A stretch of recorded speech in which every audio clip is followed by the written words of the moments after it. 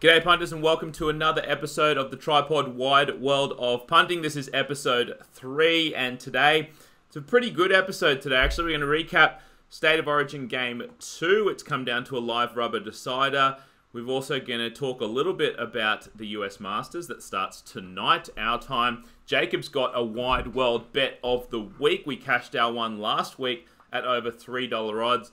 And then at the end of the episode, we're going to have about a 20-minute chat to the guy that's been blowing up in the group, Jake Humphreys, about his tennis betting and how he finds value betting futures and also individual games. Jacob, how are you, mate? Not too bad, thanks, mate. After Origin 1, our best bet lost, but our state won. Correct. And tonight, we're going to talk about our state losing, and it wasn't too close, but our best bet cashed at least. Let's start there. Over 6.5 tries we had. I think there were 8 tries. And firstly, let me say, the better team played better and won that game. And New South Wales really had to. But back to the tries over, for me, it came down to the style that the footy was played. Clearly suited New South Wales. Less stop-start, more open game, less of the arm wrestle that Game 1 was. And, you know, you go back to Game 1, one of the things that people said Queensland did so well was controlled with their kicking game and DC and Munster. But what you have to understand is these halves don't choose when they're going to have a good kicking game. It really is all predicated on winning the ruck. New South Wales came out and picked 4 forwards on the bench. It was clear, you know, that they wanted to win the ruck, have more energy, win in the kick chase, you know, win the territory battle. And they did that. Yeah, they definitely did, and we mentioned that in the preview pod that, you know, picking 4 forwards on the bench with no utility, you know, some people might have said risky. We liked the move because, you know, State of Origin is always that faster paced game, you know, and they obviously New South Wales thought it would be reffed as it was in Game 2, which was more 6 against, a bit of a faster, more open game, and that, you know, lends itself to having a few extra forwards that are going to get tired, you know, on the bench, and they made a difference, you know, like guys like Isaiah Yeo were busting tackles second half. You know, we should rewind to like the first 5 minutes because obviously, you know, Munster got knocked out, didn't come back on. He passed the HIA, but then upon replay, they couldn't let him back on because he was a little bit wobbly. And not going to say that changed the outcome of the game, but obviously, you know, then Ben Hunt comes in and it did change the complexion of the game. But I thought there was a couple of things that the Blues improved on. Obviously, the forwards I thought were really good, and it really reminded me of what I've been saying about the Panthers during the regular season. It was just like the Blues are making more meters than Queensland. You're able to get Cleary kicking, you know, in good field position. And then the opposite was true for Queensland. You had Ben Hunt and Daly Cherry-Evans kicking from inside their own half with kick pressure, and it really didn't suit them. So I thought, you know, New South Wales did a good job here. I thought Teddy looked a little bit better. We said he was missing that burst Game 1. I think he'd, you know, obviously fitness had improved for Game 2, but, you know, they were just way too good in this one. And honestly, this is pretty much the game we expected, wasn't it? Well, there were a couple of question marks, I guess, which just kept us off New South Wales. We said we lent that way with the line, but the line had also moved through 8, and I think by kickoff again yesterday it was double digits. And those question marks got answered. I mean, Nathan Cleary, he'd had a couple of subpar games for sure in the NRL Grand Final and Origin 1. And, you know, everyone was pointing out he's never actually been outstanding at Origin level, and his individual stats are pretty crazy. He'd never had even a line break assist, you know, or a try assist or a try or anything like that. Yep. And he's been in the team the last 2 years when they've won the series, not like he's playing in a bunch of blowout losses. And then he comes out and, you know, has his best game at Origin level in that arena and gets man of the match and very deserving, although right there with him was Cody Walker, who last time he started an Origin game, got dragged during the game. They lost. He was dropped, and then New South Wales came back and won. So, like, he really needed to step up and have a good game. He did. He was sensational. And Teddy, I thought there was nothing wrong with what Teddy did in Game 1. You know, it's just that we expect greatness out of him. But it was a captain's knock from him for sure. He was fantastic. Now, and you mentioned Munster. Now, for sure, losing like arguably your best player 2 minutes in is very rough. That could happen to any player at any time, and you could lose him for the rest of the game. And it was hard for Queensland to recover. I will say a wrinkle, though. That means he's going to be fresh for the decider, in all seriousness. He's played all the way up to the grand final. We know he's dealt with a couple of knee injuries this year, and basically he made one play in catching that bomb and then hit his head, which is unfortunate. But the fact that you mentioned it's come out today, he did not actually fail the HIA. Correct. I think that's promising. He should be there for the decider.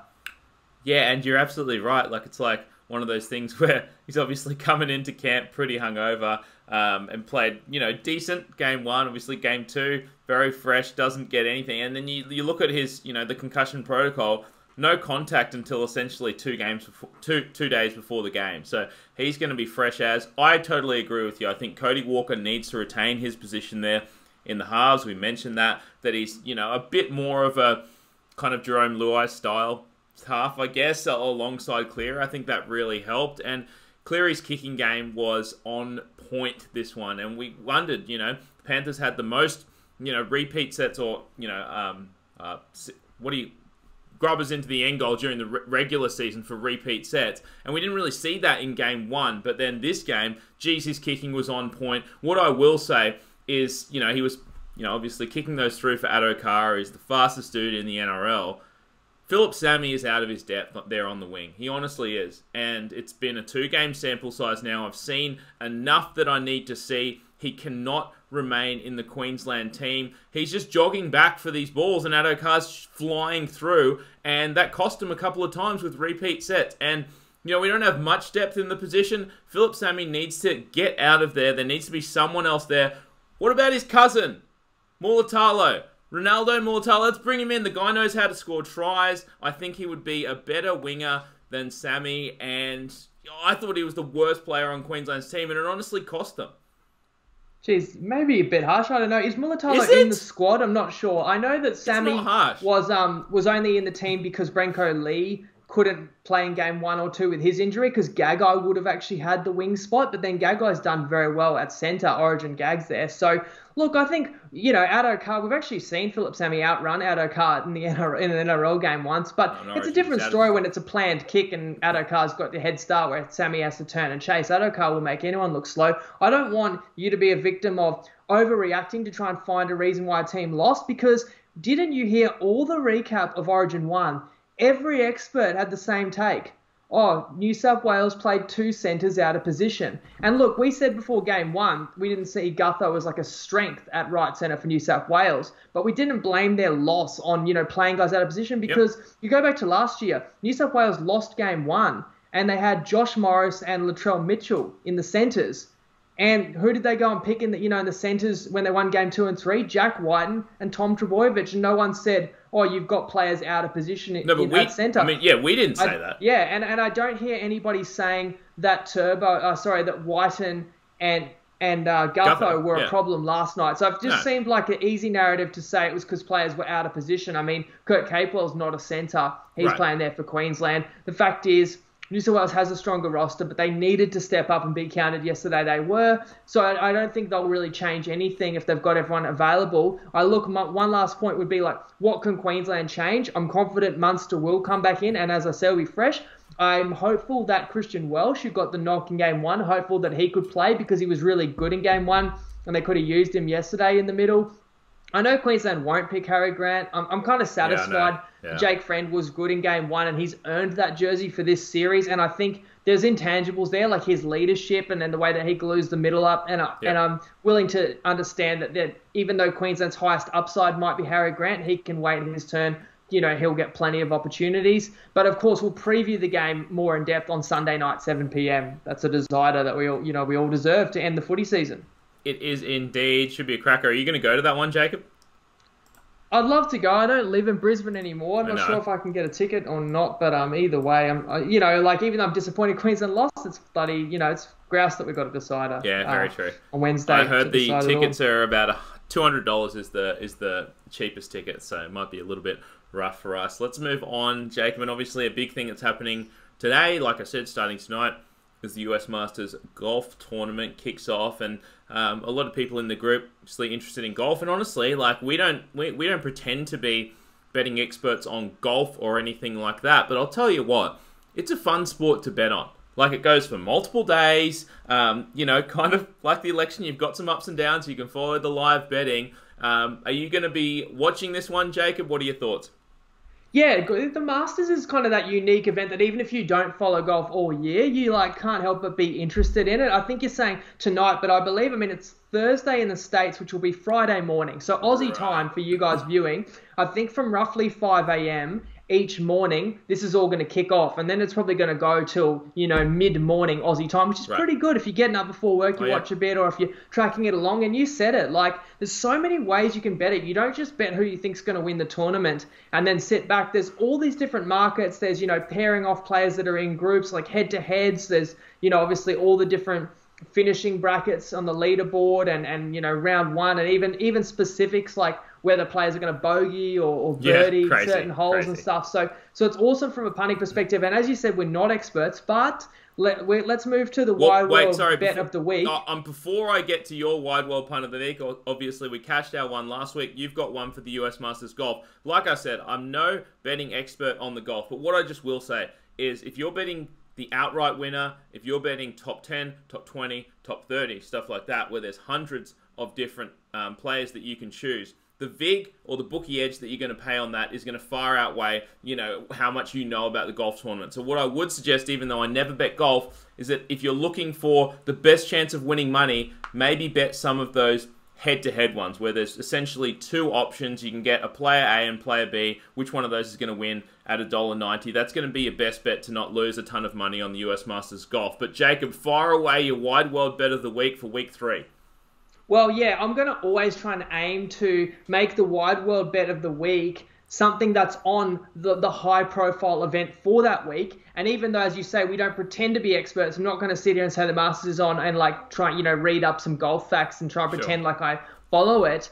But I'm going to use my punting knowledge, and my punting knowledge tells me to go on a deep dive and compare odds with everyone and try and find something that's at least reasonable odds that gives us a bit of interest. And this is the one I'm going to put my name to. As you said, you cashed UFC last week. $3.02 to Shearer in the main event, right? Correct. So that's awesome stuff. And our Wide World Bet of the Week for episode 1 was a void because you basically quoted a market that didn't exist and got a bit excited. So here we are to back it up. I'm taking Webb Simpson to finish in the top 10. This is a 35-year-old American from North Carolina. He is the current number 7 in PGA rankings and 5th at the Masters last year, so I know he did okay. But the number one reason I'm betting him is not because I'm pretending to know that he's going to have a great tournament. It's because I've seen, when I was looking through all the markets, they had a lot of the players listed in the order of, most favoured to least favoured. Right. And his odds were out of whack, where it was clear that his initial odds have dropped. And I love a market move. Yes. So Webb Simpson, have you got the graphic up right now? I do. Finished top 10, $4 odds on Unibet. Very, very juicy. There you have it. Webb Simpson, $4 for top 10 on Unibet. A couple of things I will add. Probably don't bet on Bryson DeChambeau. He's the favourite. This is just so tough for an $8.50 bet to be value in a field of, over 100. And you know what else I find funny, Jacob? Wasn't Jordan Spieth the best player in the world, not that long ago? The guy's $75 to win this tournament. Seems strange to me. But anyway. Didn't Tiger win last year? And isn't he 100 to 1? Yeah, it's strange. So, yeah, I don't follow sport. Anyway. There you go. All right, guys, that's it. Jacob's Wide World Bet of the Week. See if we can cash at some juicy odds 2 weeks in a row. So that's going to do it for us for this week, guys. But next up, if you're interested, we do have an interview with Jake Humphreys, who, if you're in the Trypod group on Facebook, you've noticed his bets. The guy is up well over 50 units within the last, couple of months, betting not only individual matches and, but mostly futures, and he finds value on futures like no other. So that's an interview we have coming up. If you're interested in that, then keep watching. If you're not interested in that, turn it off, and we will be back on Saturday morning to preview round 10 or week 10. I mean, for people who are listening as a pod, did you say it's tennis, right? Yeah. So if people have been living under a rock, he's given tennis advice. You're the former tennis pro. You sat down with him. So give it a listen for a few minutes, see if it's for you. But because it's an in-depth interview, we chucked it at the end of the pod just so you know you don't have to hang around for the, the Wide World Bet of the Week right at the end. We gave it to you up front, but I definitely suggest diving into this one to just get an insight of somebody other than us, how they take money off the bookies. Absolutely. So look, enjoy that interview. We'll be back Saturday at noon for a preview of round 10 in the NFL, and then we'll be back next week, same time, for week 4 of Trypod Wide World of Punting. But enjoy our interview. And Origin preview too. And Origin Sunday night, Origin decider 7 p.m. preview. But enjoy our interview with Jake Humphreys coming up next. Thanks, guys. All right, guys, we are here with the tennis maestro, the bloke that has been blowing up in the group, the hottest guy on tips over the last 2 to 3 months, futures betting whiz, cash out king, Jake Humphreys. Did I miss anything, mate? How are you? No, that was bang on. I'm good, mate. How you going? Yeah, not too bad, mate. I have been excited to get you on, obviously, because, I don't know if you know or not, but I used to play a little bit of tennis, but I'm not as good as you at the tennis side of things. So I was going to ask you, I haven't actually asked you before, did you used to play or what? No, so my tennis career stretched to tennis camp as a 10-year-old, Yep. and then beyond that, I didn't play ever. So I've learnt way more about the technical side of things through watching it than playing it. I was far from a prodigy like yourself, according to Jacob. Yeah. But nah, mate, no. I actually didn't go that deep into playing tennis at all. I kind of just learnt the majority of it through watching and reading, really. So, yeah. Which probably isn't the worst thing, honestly, because, for myself, I played ever since I was, 5 till I was, 22. 5 days a week, hours Far a day. And then it's I got to the end of it, and it's I don't even want to look at a tennis ball anymore. I don't want to watch the matches. So that's why maybe I'm, not into tennis betting as someone like you are. But, how did you get into tennis betting in particular? Because you obviously bet other sports, but would you say that tennis is your best sport that you bet on? Yeah, it's the best sport that I bet on. I don't know if I enjoy watching tennis as much as I enjoy watching NFL or as much as I enjoy watching rugby league, but it just so happens that the lines aren't as sharp. You know what I mean? So I've obviously just had more success betting on tennis money wise, and it's not even close. Yeah. And that's why I've gravitated towards that. And as you would know, the more you bet on something, the more inclined you are to watch it and really get around it. So I was up this morning at 5 watching Red Zone. I love the NFL. Yeah. It's probably my favorite sport to watch. Yep. But I'm betting against Vegas effectively there, whereas I don't know where these tennis lines are coming from, but some of them just are a bit loose. So that's kind of why I've gravitated towards tennis. Yeah. Yeah, because I was going to ask you as well, because obviously our best sport is obviously the NRL, and I'll make sure that I watch every single game, if not rewatch a game over the weekend. There's only 8. But for yourself, there's tennis tournaments going on every day, basically, and they're mostly over in Europe or whatever, which is a completely different time zone. So you can't really find much time to watch it, can you? No, well, unless you're staying up. Well, that's right. Do you? Yeah. Yeah, man. I reckon when the Euro swings going, I work now as just a simple 9 to 5 job, and hopefully my boss doesn't see this, but I'm probably going to sleep sometimes at 4:30. Jesus. Getting Getting up at 9, and then I'll maybe if I finish at 5, I'll squeak in that nap between 6 and 8, and then I'm just capping tennis that's about to start. So it's brutal on the body, but as you say, stats only tell so much of a story. That's right. You look at numbers, and I had a guy message me the other day, and he said, "Hey mate, look, I really think I'm approaching this correctly. I've got this website here. I'm looking at these numbers. Why aren't I finding winners or why?" And it's just it just doesn't work like that. Stats don't show it. Stats don't show a net court, or they don't show a mental breakdown or an umpire kerfuffle or whatever. You've just got to be there and look at it. So, 100%. mate, I'm watching everything. At the start of the Masters, I had 3 screens up, and I had one game on each screen, and it's all tennis, man. You've just got to immerse yourself in it. Yeah, I agree with you, and I always find the same thing with the NRL. It's you can miss stuff if you don't watch the games and whatnot. So that's what I was going to ask you, because obviously there's obviously professional punters out there, not necessarily in tennis, but in other sports or whatever, that won't even watch a game. They'll just go completely off the stats and all the numbers, plug it into an algorithm or whatever, and bet. And I always find there's it's a bit of a combo of what you see as an eye test and then some of the stats. But I guess from what you're saying, the amount of stuff that you watch, you'd say you're more of an eye test punter than a stats punter. More so. I do fall back on the stats a lot to shore up my argument and just make sure that what I'm seeing is, I guess, accurate. I go back and I say, hey, look, I feel like Tsitsipas is actually a low-key bad returner on the hard court. I see him spraying a lot of shots. He's not getting a lot of points in play. I don't like the way he's returning on the hard court. And then I'm thinking, is this true statistically? And I go to Tennis Abstract, and he's breaking well below average on the hard court. Mm-hmm. And I'm just making sure that I'm not actually watching with any sort of bias or anything like that. But I don't know, like I cite stats a lot in what I'm writing, and I do think that they are very important. But I would probably skew it 60 eyes, 40 stats. You know what I mean? Yep. Like, yeah, I agree. And it's like, I don't think, I could never look at just the stats and form like, an educated opinion, because it's like you watch these matches and it's like in whatever sport, and it's like that team shouldn't have fucking won.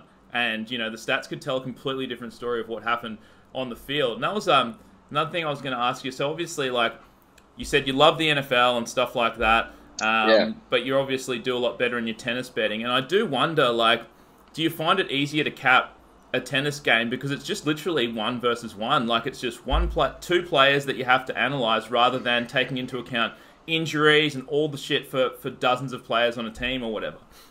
Well, like using the NRL as an example, like, yes, it's a team sport, and yes, there are like personnel variables, but like, every game's played on grass, right? Whether it's a good 2 or a soft 8 at Shark Park or whatever, like it's all grass, it's all outdoors.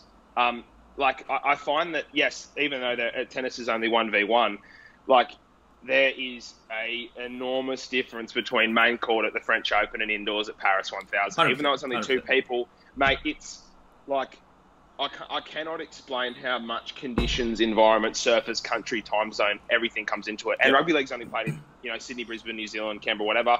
Tennis is everywhere. They had a bloody tournament in Kazakhstan last week. So like you've got to be mindful of where it is and who's jumped on a plane most recently and who's been there in the city earliest. Like, mate, so I get what you mean, but I still think that even though it's a one-on-one sport, an individual sport, all of the other elements and the factors make it as complex as capping an NFL or an NRL game for sure. Oh, I totally agree, and it's like, it reminds me of a time, and I think you could have bet on me, actually. I was traveling around like Europe, playing some futures tournaments and stuff for about 4 or 5 months. ITF? No, some futures, like not juniors, but when I was like trying to be a pro, in my late teens, and like I went all through Europe, played a bunch of tournaments in Greece, and like got my first ATP point, and then I was like, all right, I'm going to chase some more ATP points with a few of my buddies. We flew to Kuwait, which was just the biggest shithole I've ever been to. There was dust storms everywhere. It was boiling hot, over 40 degrees,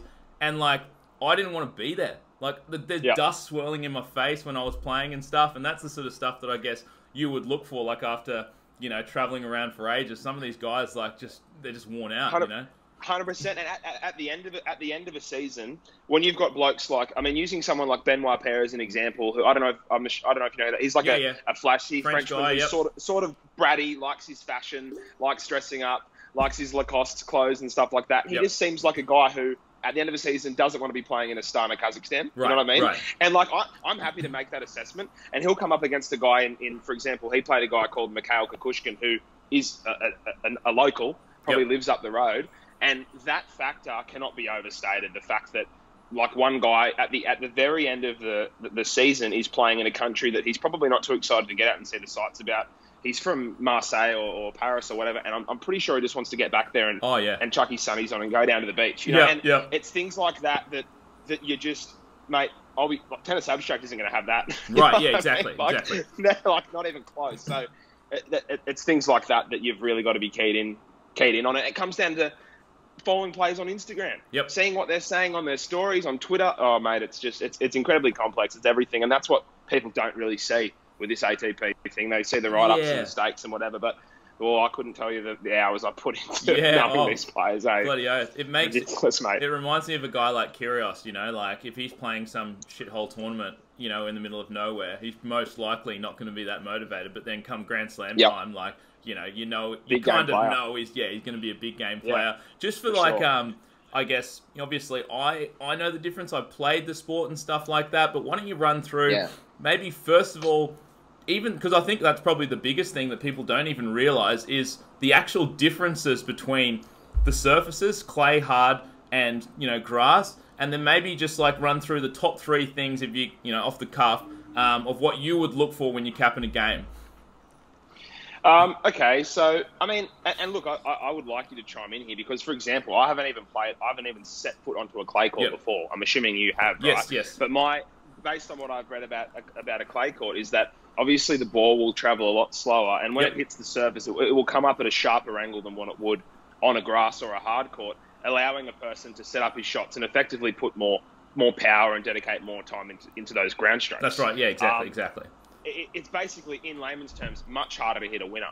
And then, so you talk about like a Suzanne Longon at Roland Garros, or Quito, or I'm trying to think of some of these really hard. And like, it's funny because it's so ridiculous. You'd think that every clay court has the same speed. Yeah, no. It's not the case. Yep. Like ATP Houston used to be played on a US type of clay court, and that thing flies, mate. Like it could be as fast as a slow hard in Acapulco.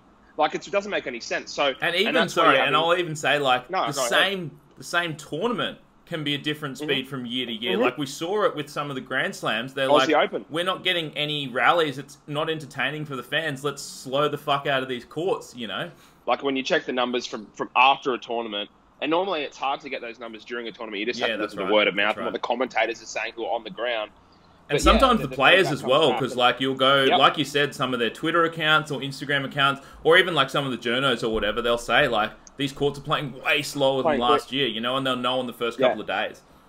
Yeah. So just back to it. Like you've got a clay court which is a slow surface. The ball isn't traveling incredibly quickly, which is giving guys who like the grind and sort of err towards the side of fitness-based, mentally tough tennis. Yep. Example, Rafael Nadal. There's no wonder why the bloke's won a squillion clay court titles. It's because he's somebody that is incredibly hard to break down. He's never going to give up, and just cherishes that extra time to put a lot of boom into his shots. Yeah. That obviously that top spin forehand. And you look at a guy like Nick Kyrgios. I think the tape is pretty clear that he's most comfortable, plays his best tennis on grass, if not a very quick hard. Yeah. And that's because he doesn't want to be taking part in rallies that are longer than 7 or 8 shots. Yeah, that's right. Or maybe 3 shots. Yeah. You know, so and then in between that you've got the hard court stuff. I mean, and people, even I think maybe 2 years ago from now, I was talking to one of my mates who's a pretty sharp tennis guy, and I said, hey, you know, he's playing on the hard court this weekend. He played on the hard court last week, and he said, yeah, but last week it was an outdoor hard. This week it's an indoor hard. Totally different, yeah.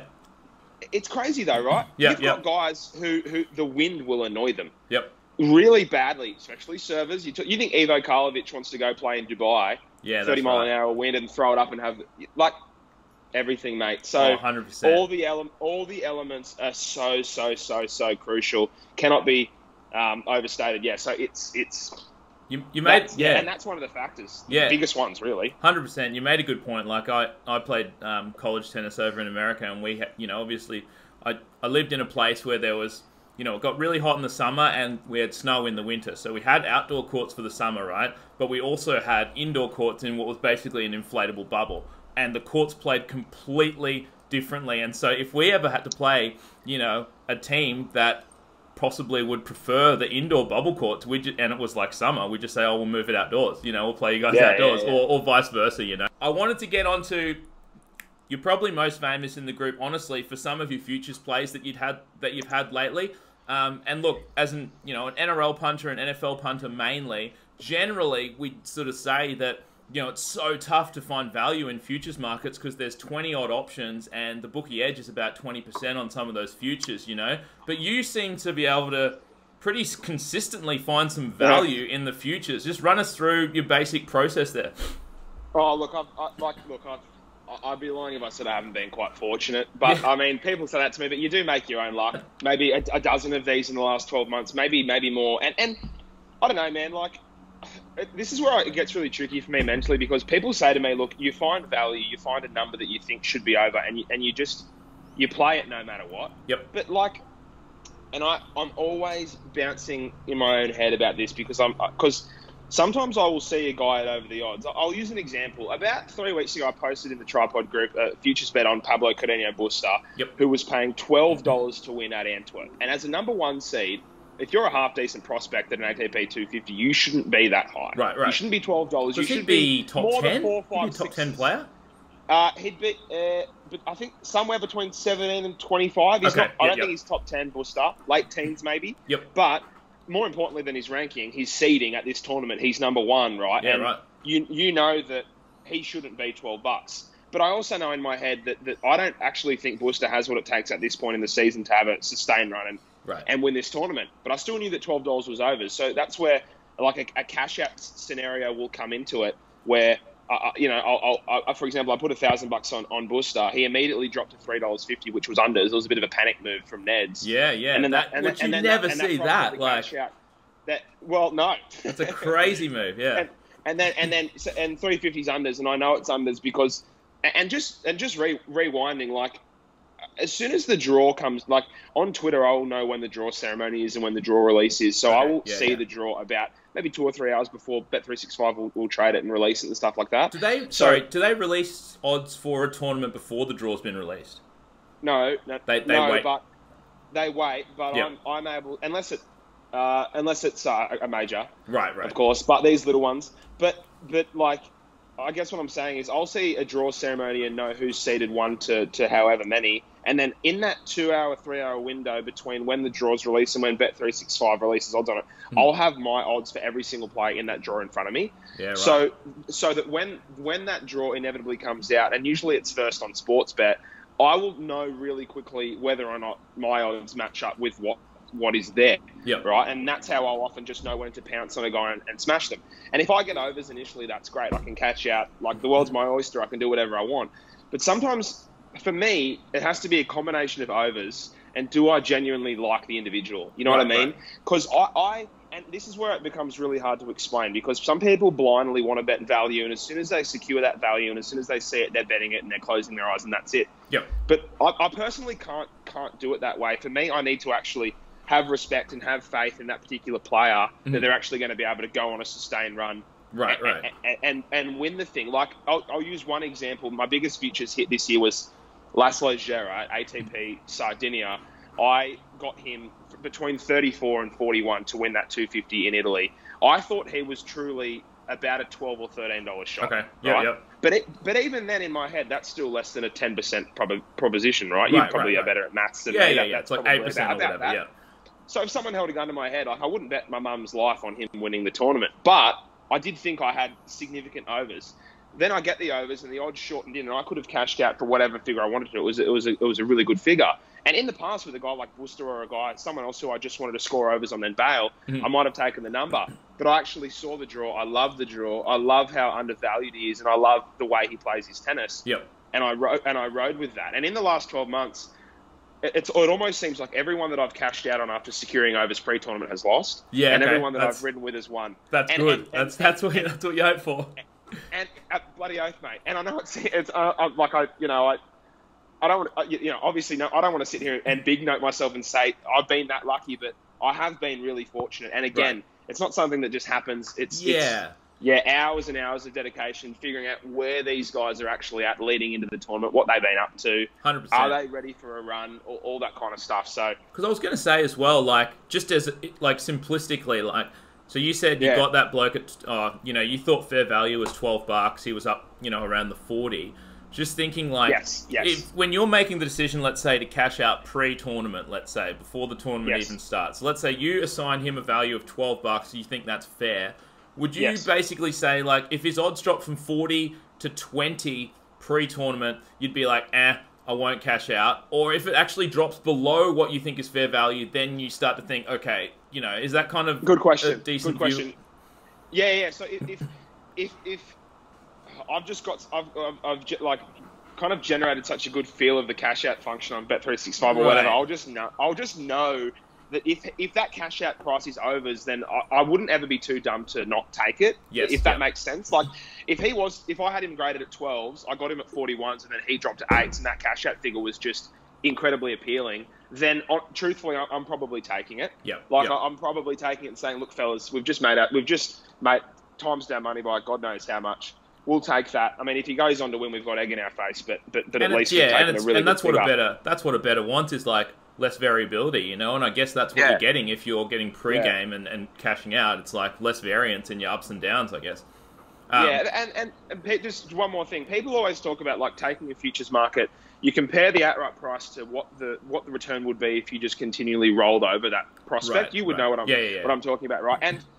And people often roll over that prospect at worst case scenario. So they'll match him up against the 6th seed. They'll match him up against all the best seeds players. Go through. Yep. Never happens, mate. And never at these crappy tournaments when people don't want to be present. Yep. So you say, yeah, look, I might be selling myself short if he comes up against, Rafa, Dominic Thiem, Stefano Tsitsipas, maybe. I mean, guys like that normally aren't bowing out early. But at a smaller tournament, the seeds are always dropping. And they're coming up against qualifiers. And it's like... So that's all well and good to say, hey, would you be doing better rolling him over? But as soon as one crucial scalp goes, mate, it's like you're kicking yourself that you didn't just bet the futures as soon as that happens. So it's always futures for me.